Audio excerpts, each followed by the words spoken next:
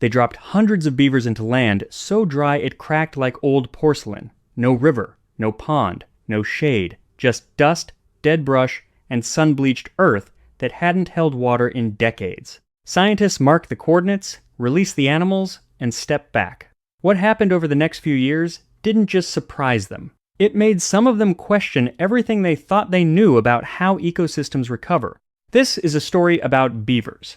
But it's also a story about water appearing where there was none, about fish returning to streams that had been empty for 30 years, and about a landscape so broken that even the optimists had written it off. And it all started with a decision that looked, on paper, like a long shot.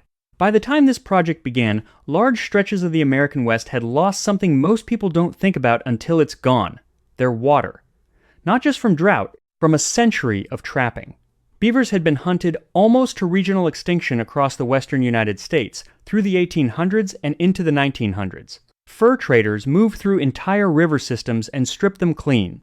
At the peak of the trade, tens of millions of beavers had once lived across North America. By the early 20th century, entire states had populations in the low thousands. What most people didn't realize then, and what took scientists decades to fully document, is that beavers don't just live near water. They build it. A single beaver family can transform a trickle of seasonal runoff into a permanent wetland within a few seasons. Their dams slow water down. Slow water sinks. It fills the ground beneath the surface, raises the water table, and begins feeding springs and side channels that haven't run in years. Remove the beavers and you don't just lose the animal. You lose the entire plumbing system they were running. That is exactly what had happened across millions of acres of the West. The streams had narrowed into shallow cuts. The meadows had dried out. The willows and cottonwoods that depended on high groundwater had died back, and without the vegetation, the soil eroded, which made the stream channels deeper, which lowered the water table further. It was a collapse that fed itself, slowly, over generations, until the land looked like it had always been that way. But it hadn't always been that way. And a small number of researchers and land managers decided to find out whether it could be reversed. The effort that would become one of the most documented beaver reintroduction programs in the American West gained serious momentum in the early 2000s, with work accelerating through the 2010s across states including Nevada, Utah, Idaho, Oregon, and California. The approach varied by location, but the core idea was consistent. Bring the beavers back to the places they had built before, give them enough time, and watch what happens. What nobody fully anticipated was the speed. In some sites, the change in hydrology was measurable within a single season. A beaver pair would arrive, identify a channel, and begin working almost immediately. Dams went up. Water that had been rushing through a narrow cut suddenly slowed and spread. The soil, which had been dry 12 inches below the surface, began to show moisture within weeks. Researchers walking the same transects they had measured the year before found wet ground where they had expected dry. They checked their instruments, they rechecked. The data was undeniable. Within 2 to 3 years at multiple sites, stream length increased. Not because new water was being added from outside, but because existing precipitation, runoff that had previously raced off the landscape and disappeared downstream in hours, was now being captured and held. One site in Nevada saw the wetted perimeter of its main channel increase by more than 400% in under 4 years.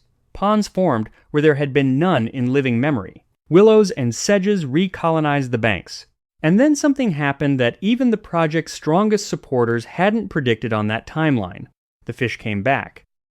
Native Lahontan cutthroat trout, a species that had been functionally absent from certain Nevada drainages for decades, began reappearing in streams that the beaver dams had restored. The mechanism was straightforward once you understood it, but the sight of it was something else. Cool, deep pools had formed behind the dams. In the shallow, overheated streams of the pre-restoration period, summer water temperatures had regularly exceeded the thermal tolerance of cold water fish. The dams changed that. Deep water stays cooler. Cool water holds more oxygen. Fish that had no habitat suddenly had habitat, and they moved into it. If a story like this gives you hope, comment the word hope so we know you're watching. The ripple effects didn't stop at fish. Songbirds returned to nest in the willows that were growing back along the restored banks. Amphibians, including several species of native frog, began using the new ponds as breeding habitat. Deer and elk started appearing at water sources that hadn't existed in those locations within anyone's field records. At one site in the Owens Valley region of California, researchers documented over 40 vertebrate species using beaver-created habitat within 5 years of reintroduction. 5 years. In places where the dominant feature of the landscape had been absence. But there is a part of this story that doesn't get told enough, and it's the part that changes the scale of what we're talking about. Beaver dams don't just create surface water, they recharge aquifers. The water that soaks down through the soil and into the groundwater beneath a beaver meadow doesn't disappear when the dam eventually shifts or breaks. It stays. It becomes part of the region's long-term water storage. In the context of a warming West, where snowpack is declining and summer drought is lengthening, this is not a minor point. Researchers studying multiple reintroduction sites have estimated that beaver activity in restored meadows can store anywhere from thousands to hundreds of thousands of additional gallons of water per acre compared to degraded, beaver-free equivalents. That water buffers the landscape during dry years. It keeps streams running later into summer. It keeps the meadow green when everything around it is turning brown. There is a valley in central Idaho where this played out in a way that has become something of a reference point for restoration ecologists. The area had been heavily grazed and trapped through the late 1800s. By the mid-20th century, the main creek had downcut so severely that the original meadow was effectively stranded above the water table. The meadow dried out. The peat that had built up over thousands of years began to oxidize and erode. When a beaver reintroduction was attempted in the 1990s, the first pairs didn't stay. The habitat had degraded past the point where beavers could easily establish. So the team made a different decision. They built structures, simple wooden posts and woven willow branches, that mimic the form of beaver dams. Not to replace beavers, but to slow the water down enough to raise the water table just a few inches, just enough to bring back the willows, just enough to give the next group of beavers something to work with. They called the technique beaver dam analogs. The beavers arrived, found the structures, and began improving them immediately, piling material onto the analogs, deepening the ponds, widening the wetted area. Within 7 years, the meadow peat was holding water again. The erosion had stopped. The creek had reconnected with its floodplain for the first time in a century. What happened next surprised even the scientists.